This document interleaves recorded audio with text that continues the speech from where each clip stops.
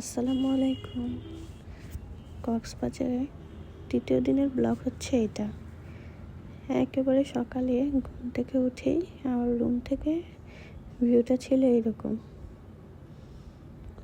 দেন fresh হয়ে চলে গিয়েছিলাম ব্রেকফাস্ট করতে। অ্যান্ড খুব সিম্পল কিছু খাবার দাবার নিয়ে ব্রেকফাস্ট শেষ করলাম। তবে ওই দিনকার চাটা খুবই মজা ছিল, ভালো লেগেছে অনেক। দেন আর বেশি দেরি না করে আমরা বের হয়ে গিয়েছিলাম বাহিরে। আজকে আমরা প্ল্যান করেছিলাম যে একটু দূরে কোথাও যাব।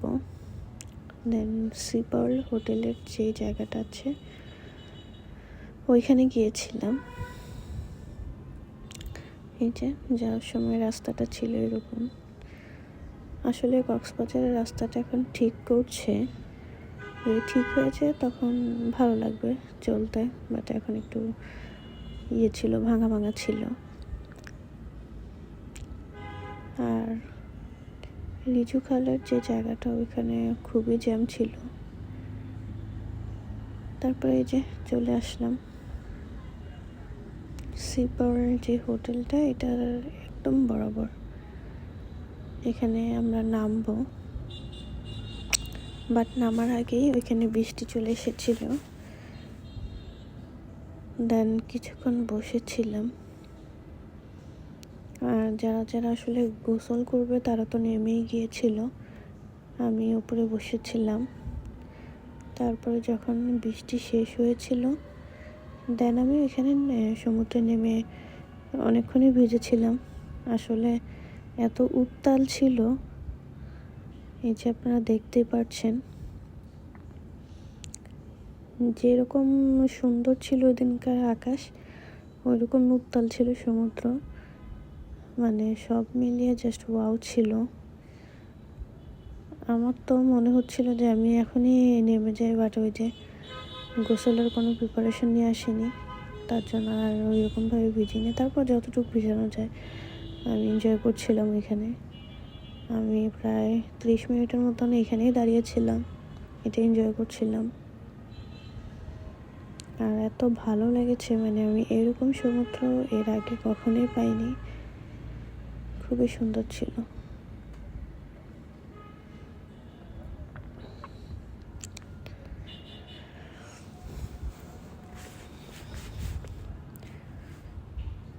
এই যে প্রচুর পরিমাণে মেঘলা আকাশ ছিল। আর এই টাইমটা খুবই এনজয় করেছি আমি, খুবই। দেন আবার আমি অবশ্য রাতেও নেমেছিলাম। এই যে আমি পা ভিজাচ্ছিলাম দাঁড়িয়ে দাঁড়িয়ে এখানে। তারপর আমরা লাঞ্চ করতে চলে গিয়েছিলাম সি মাউন্ট বিচ রেস্টুরেন্টে।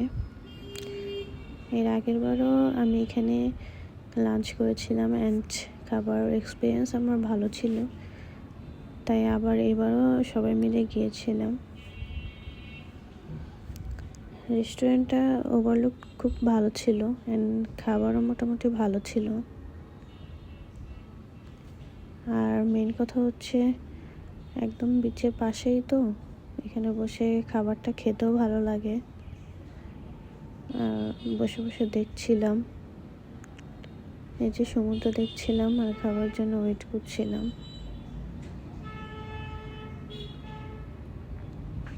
খুবই সুন্দর ছিল। অ্যান্ড ফাইনালি এই যে খাবার চলে আসলো। আমরা খুবই ক্ষুধার্ত ছিলাম ওই দিন, কারণ অনেক টাইম হয়ে গিয়েছিল। ওই যে সমুদ্রে এনজয় করতে করতে কখন সময় চলে গেছে বুঝতেই পারিনি। আর যে আমি খাচ্ছিলাম। দেন আমরা সন্ধ্যার একটু আগ দিয়ে ব্যাক করছিলাম হোটেলে। এই যে সানসেট হচ্ছে। আসলে এবার ওরকমভাবে সানসেট পাইনি, কারণ মেঘলা ওয়েদার ছিল, তাই সূর্য দেখতেই পাইনি। জাস্ট দুপুরের সময় যে রোদটা ছিল ওইটাই, বিকেলের দিকে তেমন কিছুই পাইনি। দেন এই যে হোটেলের রুমে ব্যাক করে আমি কফি বানিয়েছিলাম। আসলে আরিশাও কফি খেতে চাচ্ছিল, আর আমারও মনে হচ্ছিল এরকম ঠান্ডা ঠান্ডা ওয়েদার একটু কফি হলে বেশ ভালোই লাগতো। দেন আরিশাকে দিলাম অ্যান্ড আমি ওই যে এনজয় করছিলাম কফিটা। তারপরে ওই হোটেল থেকে চলে গিয়েছিলাম সমুদ্রে প্রায় 2 ঘন্টার মতো আমরা এনজয় করেছি অ্যান্ড এত ভালো লেগেছে। তারপরে যে আলগনিতে চলে আসলাম, এই যে আমার হাতের অবস্থা একদম এখান দিয়ে সাদা সাদা হয়ে গেছিলো লবণ পানিতে। আর আলগনির খাবার আসলে না বললেই হয় না, খুবই ভালো অ্যান্ড প্রাইস মোটামুটি রিজনেবলের মধ্যেই। আর যে পরিমাণ খাবারের কোয়ান্টিটি ছিল সেই হিসেবে আমার কাছে প্রাইস অত বেশি মনে হয়নি। আর পরিবেশটা খুবই সুন্দর ছিল, নিট অ্যান্ড ক্লিন। আমাদের সার্ভিংটাও খুব ভালো ছিল।